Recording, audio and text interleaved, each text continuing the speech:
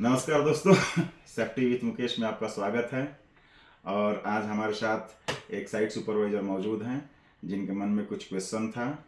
उनके क्वेश्चन के बारे में हम लोग डिस्कशन करेंगे। पहले इनके बारे में जानते हैं, इसके बाद आगे हम लोग डिस्कशन करेंगे। सर, मेरा नाम गालिब सगीर अंसारी है। मैं बिहार से हूँ।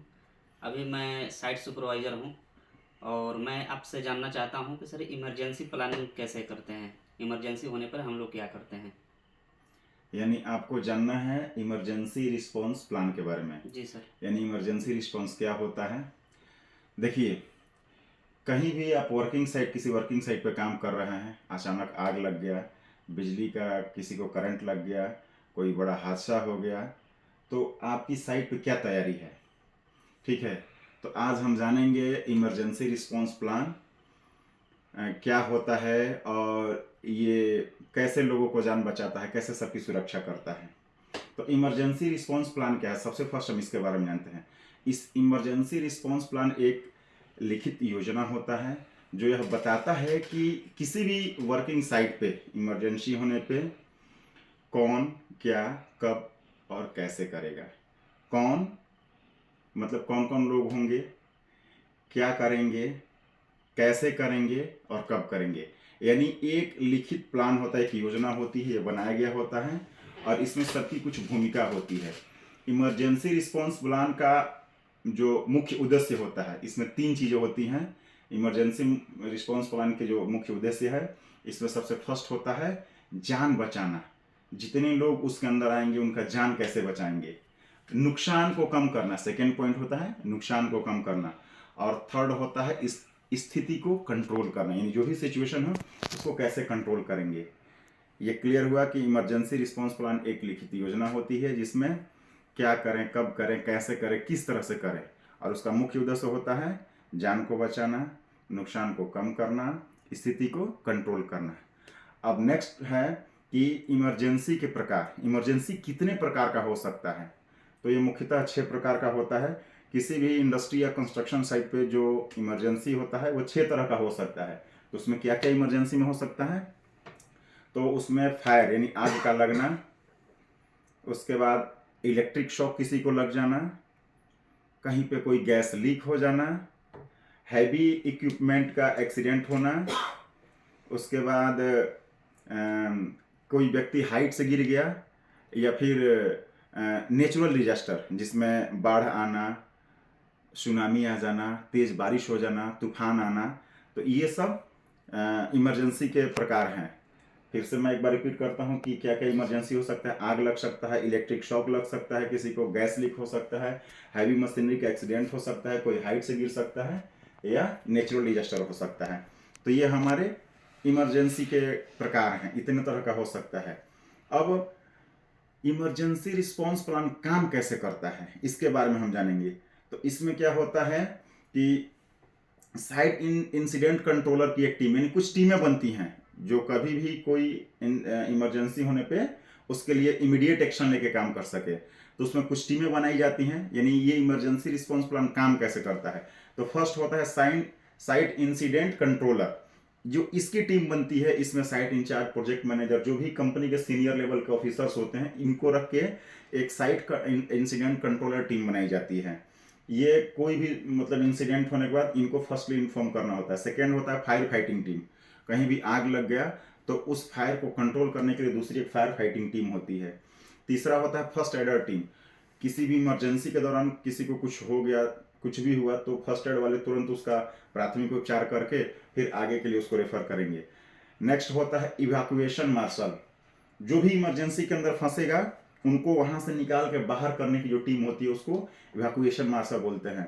इसके बाद होता है एक्सटर्नल सपोर्ट, यानी जब हम किसी इमरजेंसी से लोगों को बाहर निकालेंगे तो एक्सटर्नल सपोर्ट क्या क्या हो सकता है उनको, जैसे एम्बुलेंस हो गया, लोगों को वहां से हॉस्पिटल पहुंचाना, फायर एम्बुलेंस का गाड़ी जो आग लगने के सिचुएशन पर तुरंत वो अंदर आया और स्थिति को कंट्रोल करना। तो इस तरह से पुलिस को इन्फॉर्मेशन देना, कहीं कुछ झगड़ा हो गया, कुछ भी हो गया, तो उन सिचुएशंस को कंट्रोल करने के लिए। तो ये site incident controller, fire fighting team, first aid team, evacuation marshal और एक्सटर्नल सपोर्ट, ये सारे होते हैं।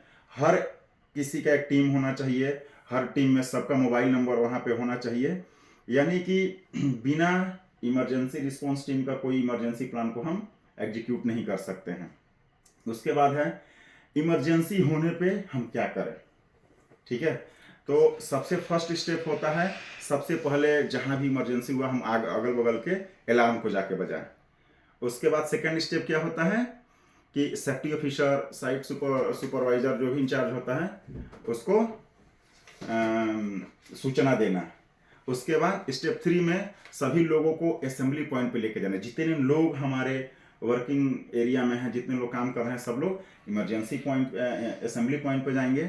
उसके बाद इस स्टेप 4 होता है, अगर सुरक्षित हैं, हम सब लोग ठीक ठाक वहाँ से निकल गए, तो जैसे फायर हुआ तो हम फायर एक्सटिंग्विशर से आग को कंट्रोल करने के लिए आगे जाएंगे। उसके बाद यदि इलेक्ट्रिक शॉक सर्किट हो गया, इलेक्ट्रिक शॉक किसी को लग गया, तो मेन जो सप्लाई पावर है उसको कट कर देना। यदि कहीं से कोई गैस लीक हो गया तो गैस वाल्व को जा करके बंद कर देना। स्टेप 5 में क्या होता है, इंजर्ड व्यक्ति को फर्स्ट एड देना और उनको एम्बुलेंस बुला के हॉस्पिटल तक पहुंचाना। तो कहीं भी कोई इमरजेंसी होने के बाद हम ये काम करेंगे, सबसे फर्स्ट अलार्म बजाएंगे, अपने सीनियर्स को इन्फॉर्मेशन देंगे, सभी लोगों को वहाँ से निकाल के असेंबली पॉइंट लेके जाएंगे। यदि हम लोग सुरक्षित है, सब लोग सुरक्षित है, ठीक ठाक हैं, तो यदि फायर हुआ तो फायर एक्सटिंग्विशर से आग पे उसको कंट्रोल करेंगे, इलेक्ट्रिक पावर को कट करेंगे। उसके बाद यदि पॉसिबल हो तो गैस वाल्व को बंद कर सकते हैं। इंजर्ड व्यक्ति को बाहर निकालना, उनको फर्स्ट एड दे के एम्बुलेंस के साथ हॉस्पिटल भेजना। असेंबली पॉइंट क्यों जरूरी है, असेंबली पॉइंट क्या होता है, इसके बारे में जानें। असेंबली पॉइंट वह जगह है जहां इमरजेंसी के समय सभी वर्कर इकट्ठा होते हैं। तो वहाँ पे सबको इकट्ठा करके सबका हेड काउंट किया जाता है। ऐसा नहीं ना कि कोई हमारा अंदर छूट गया।